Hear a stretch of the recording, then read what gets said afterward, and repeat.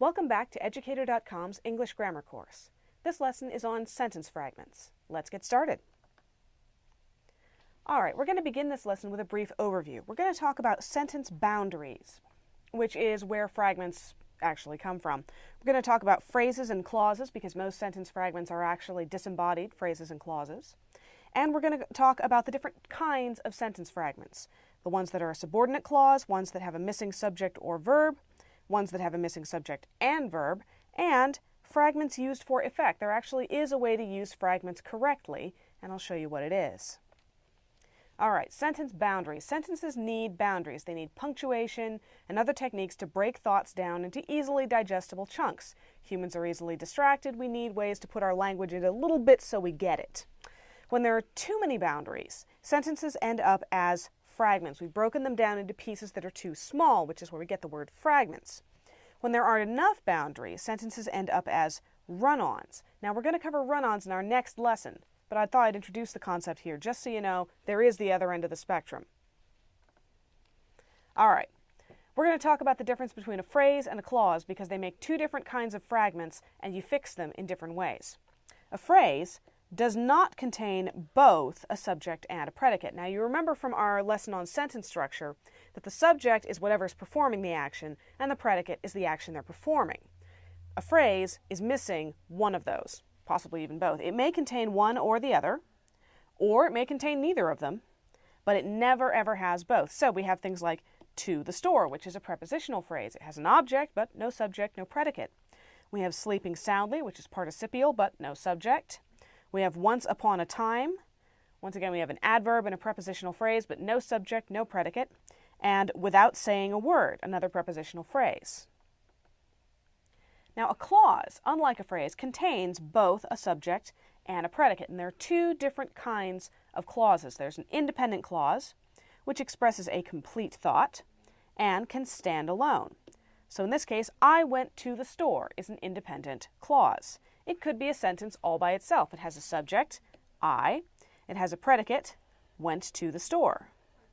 It works perfectly well as a sentence all by itself. It's independent. It doesn't need anything else. A dependent or subordinate clause, we use both names in English, unfortunately, cannot stand alone. It depends on another clause to do this.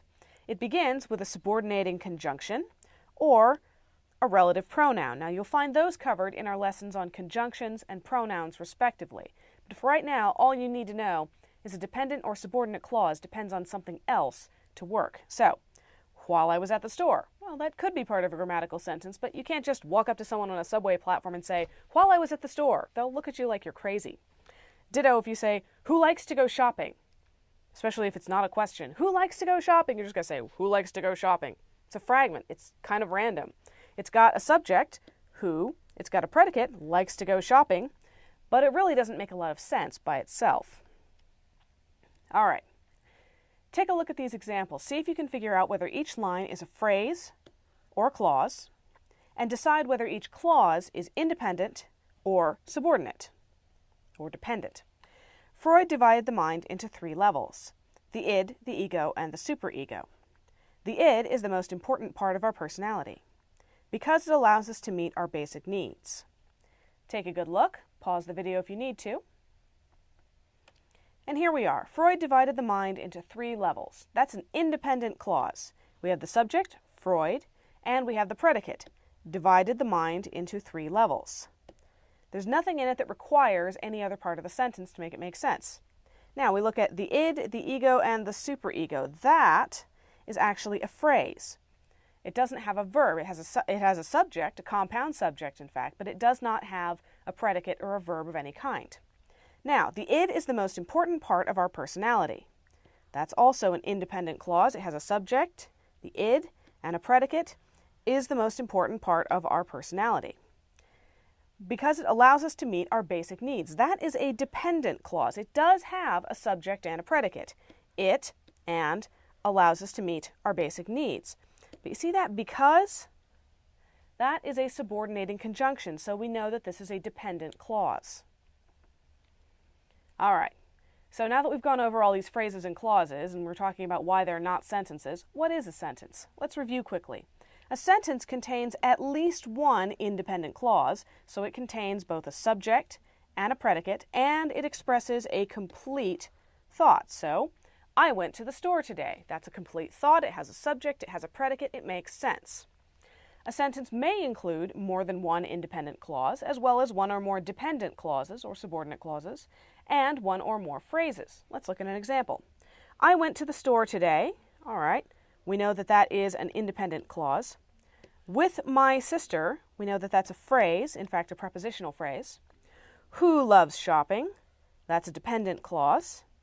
We had a good time. That's an independent clause. So it's a perfectly grammatical sentence, and it has all of these pieces in there. The trouble is when these pieces show up outside of a sentence. All right, when a sentence lacks a subject or predicate, or both, or does not express a complete thought, it is a fragment. It's a broken off piece of a sentence. So, you might have seen this on postcards. Thinking of you. Well, it's a nice sentiment, except it doesn't have a subject. Who's thinking of you? We don't say. This is the problem. Except for the thinking part. Oh, well, that's kind of snide and also a phrase. And the part about you. That's another fragment. None of these could stand alone as an independent thought. Now, let's look at the different kinds of fragments. Sometimes a fragment is a subordinate clause. It has a subject and a verb, but it doesn't express a complete thought. So, in the sentence, in the futuristic society of Brave New World, everyone is happy. Perfectly good sentence. Because they all take a drug called soma. Well, that's a subordinate clause. There's that subordinating conjunction because again. Now, they all take a drug called soma by itself could be a sentence. It has a subject, they, and a predicate, take a drug called soma. But because we've got because right there, it depends on something else, and it can't sit by itself. So, how do you fix that? Well, to fix this, you attach the subordinate clause to an independent clause, or you make the clause independent. What does that actually mean? In the futuristic society of Brave New World, everyone is happy because they all take a drug called soma. Well, now we've just made it one big happy sentence. So this dependent clause, which is so needy and dependent and needs something else to make it happy, well, now it's got that independent clause to make it happy. It's part of the family, it's part of a sentence, it's no longer a fragment, we've glued it onto something. You can also take that fragment and turn it into an independent sentence by removing the subordinating conjunction. In the futuristic society of Brave New World, everyone is happy. End of sentence. They all take a drug called soma. We got rid of the because. It's no longer dependent. It's an independent clause because it has a subject and a predicate. That's what a clause is. And now it makes sense, and we don't have any more fragments. All right, well, that's not the only kind of fragment. Sometimes a fragment is missing either a subject or a verb. These phrases are often participial phrases, or the second part of a compound predicate separated from the rest of the sentence. And again, it's a part of the sentence that stuck out and broke off. Believing that happiness means nothing without unhappiness. Bernard rejects soma. Well, Bernard rejects soma is a perfectly good sentence all by itself, but what's this believing that unhappiness means nothing without believing that happiness means nothing without unhappiness?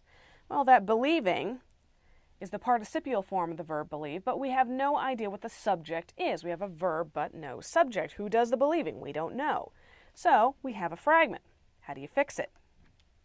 Okay, to fix this, attach the phrase to an independent clause or add the missing element. So we could tack it onto this working sentence, Bernard rejects soma, and say, believing that happiness means nothing without unhappiness, comma, Bernard rejects soma. You could also change it to say something like, Bernard believes that happiness means nothing without unhappiness. And then to avoid repetition, you would say in the next sentence, he rejects soma.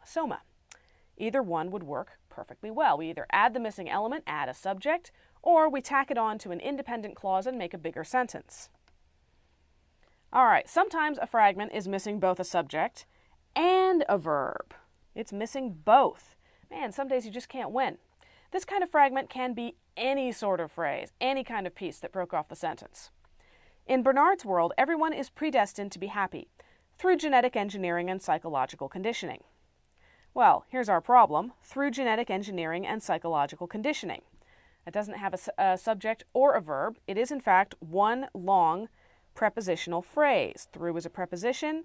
Genetic engineering and psychological conditioning is the object of the preposition. So, what do we do?